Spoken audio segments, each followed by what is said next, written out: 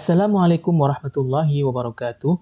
Rahasia sukses viral di media sosial salah satunya ditentukan oleh seberapa kreatif kreator konten membuat suatu konten. Masalahnya, untuk mencapai viral itu, banyak konten kreator menghalalkan segala cara sehingga menghasilkan konten yang tidak baik, tidak positif dan merugikan. Makanya, untuk menjadi konten kreator harus paham dan tahu bagaimana tuntunan syariah menjadi konten kreator. Oleh karena itu, dalam video ini kita akan membahas tentang 3 dhawabit atau tuntunan syariah menjadi konten kreator. Simak terus sampai selesai. Kreator konten adalah orang atau perusahaan yang ahli dalam membuat berbagai jenis konten yang biasanya diunggah di media sosial seperti YouTube, Instagram, TikTok, Facebook, WhatsApp, dan lainnya. Konten itu bisa berupa apapun, mulai dari foto, video, hingga tulisan yang kreatif. Apapun profesi Anda, baik itu sebagai murid, guru, ustadz, dokter, politisi, polisi, pengusaha, dan lainnya, semua ada potensi menjadi konten kreator. Menjadi konten kreator itu sangat penting karena kadang-kadang media sosial juga diisi dengan konten yang negatif dan merugikan. Oleh karena itu, ketika konten positif yang dibuat oleh para kreator konten, apalagi dibuat dengan kreatif, ini menjadi alternatif yang menarik dan diminati oleh para pengguna media sosial. Bahkan bisa melawan konten-konten yang tidak baik tadi. Bagaimana? Anda berminat jadi seorang konten kreator atau Anda masih malu untuk berbicara di depan kamera? Tulis alasan Anda di kolom komentar. Saya mengambil pandangan Dr. Oni Sahroni, anggota Dewan Syariah Nasional Majelis Ulama Indonesia. Beliau mengatakan ada 3 dhawabit atau tuntunan syariah untuk menjadi konten kreator.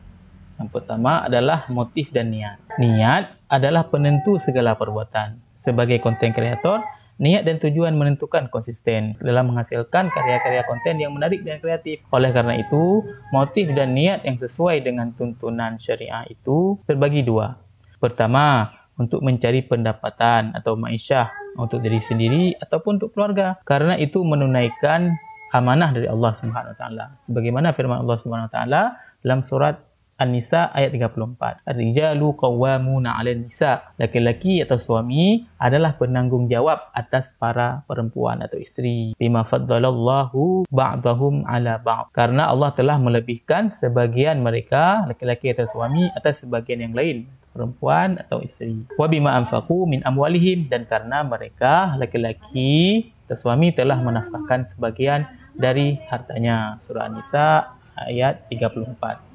Jadi, kalau yang mau berma'isyah atau mencari nafkah sebagai konten kreator, dianggap sebagai menunaikan amanah Allah Subhanahu wa taala.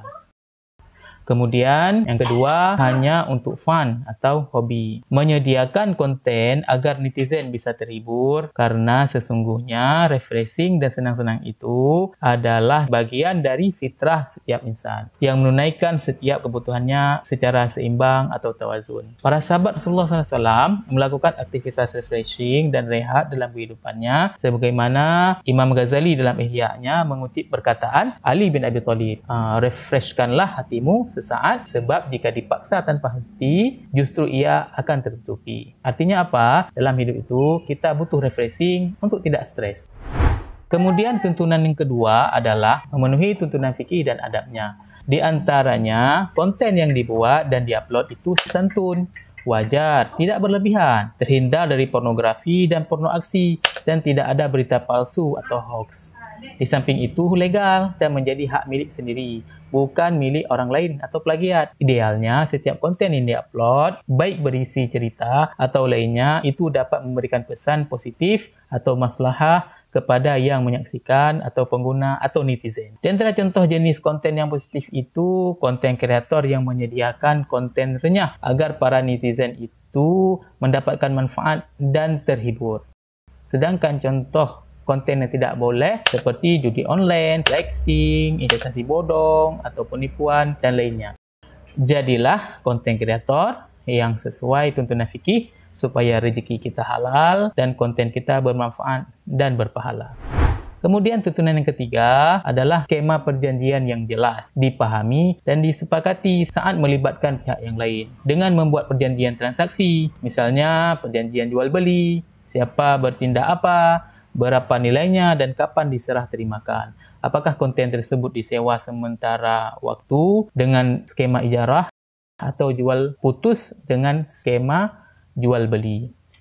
Ini skema yang harus dijaga oleh mereka yang bekerja sama supaya tidak ada penzaliman dalam kerjasama tersebut. Kesimpulannya, jika ketiga poin tersebut terpenuhi, menjadi content creator itu bukan saja boleh, tapi bisa menjadi sarana untuk menyampaikan pesan-pesan kebaikan. Sebagaimana dalam kaedah lil wasail hukmul maqasid. Sarana-sarana itu memiliki hukum yang sama dengan tujuan. Wallahu a'lam.